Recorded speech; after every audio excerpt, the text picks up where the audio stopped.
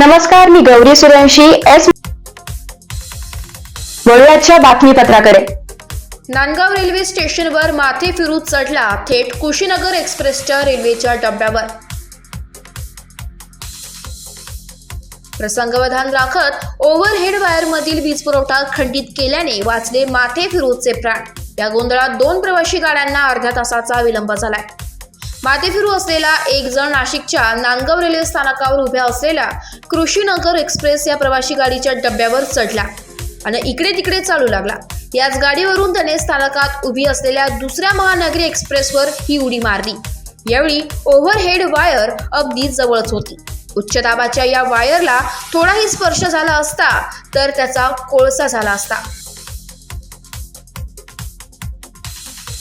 मात्र रेल्वेचे इलेक्ट्रिक विभागाचे प्रमुख संदीप पाटील यांनी प्रसंगावधान राखत तात्काळ ओव्हरहेड वायरचा विद्युत पुरवठा खंडित केल्याने त्या माथेफिरू व्यक्तीचा जीव वाचलाय.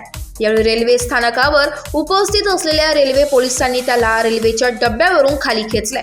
या सर्व प्रकारामुळे दोन्ही गाड्या अर्ध्या तासाच्या विलंबाने स्थानकाबाहेर निघाल्या. या माथेफिरूला सध्या पोलिसांनी ताब्यात घेतलाय. एस मराठी न्यूज साठी प्रतिनिधी विजय बडोदे, नांदगाव. अशाच ताज्या घडामोडी जाणून घेण्यासाठी आमच्या एस मराठी न्यूजला लाईक करा, शेअर करा, सबस्क्राईब करा आणि पाहत रहा एस मराठी न्यूज.